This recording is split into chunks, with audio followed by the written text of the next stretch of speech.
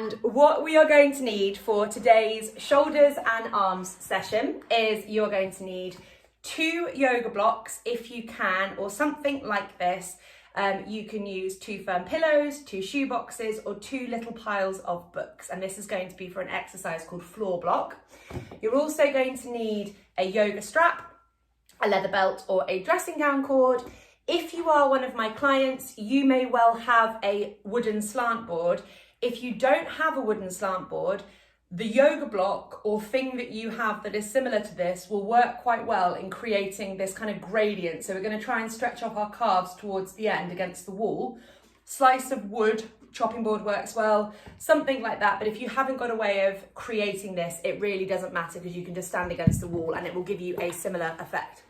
So the first thing that we're going to do actually before we start doing the exercises is I want us to test how we feel at the beginning and how we feel at the end. So you're going to come and stand with your backs against the wall. You're going to just kind of keep your heels against the wall. You're going to keep your bottom against the wall. You're going to keep your shoulders against the wall. Don't force your head back. So I'm just going to tilt up my camera so that the video captures this. Actually the computer one as well will be helpful. So when you're standing against the wall, I don't want you really gripping on here, and you don't want to feel like you have to tilt your head backwards to get your head back against the wall. What we're looking for is this like gentle stacking of our load joints back over our ankles really. So the ankles are touching the wall, your bottom's touching the wall, your shoulders are touching the wall. If they can, don't force it. And if you can, sort of give yourself a double chin, poke your chin downwards so that the back of your neck elongates and the back of your neck is nice and straight. So this is not about tipping that head backwards and having a big kind of crick in your neck. That's not helpful. You want to have that neck straight. So you're just going to stand here for a second and just evaluate how you feel when you're doing this. So some of you will feel very, very far forward. You'll feel like your upper body is really coming away from the wall and you feel like you're going to tip forward and it feels very uncomfortable.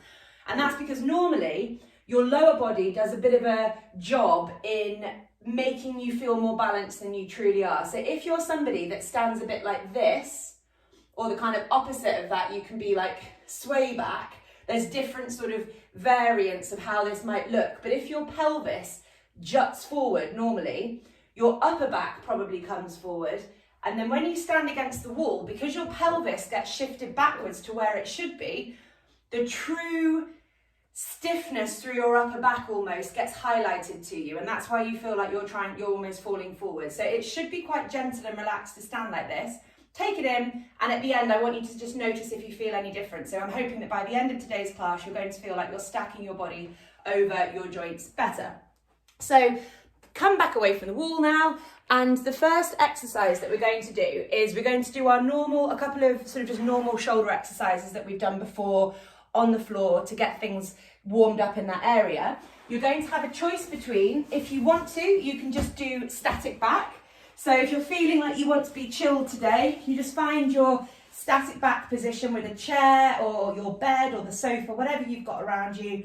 This can be your base. I will probably do static back because it shows up a bit better on camera. But the other option, if you want to simultaneously wake up your hip flexors and start thinking about that pelvic extension that we spoke about in the hamstring class the other day, you can come to flexion abdominals, which you're imagining that my feet are on the wall. So imagining that there's a wall with my feet here. My shins are parallel to the floor. I've got a block or a firm pillow, which I put in between my knees like so.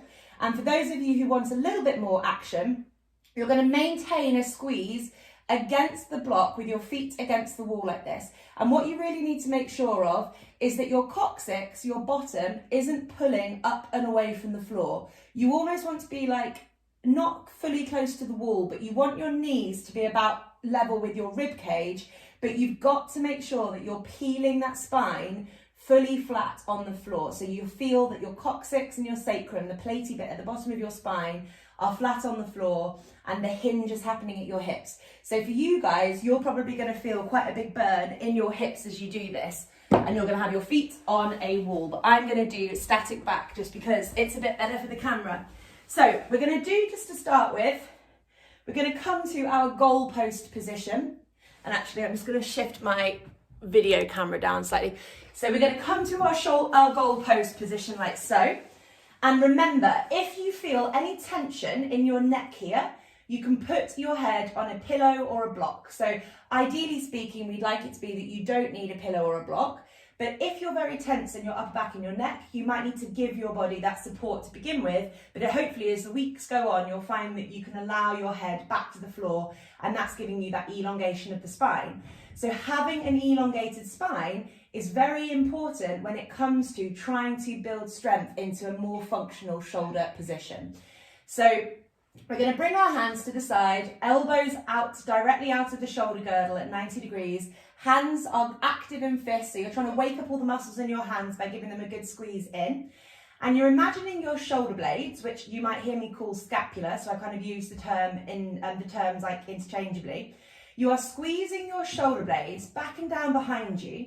And when you do that, and before we start the rest of the class, I just want you to feel how that feels.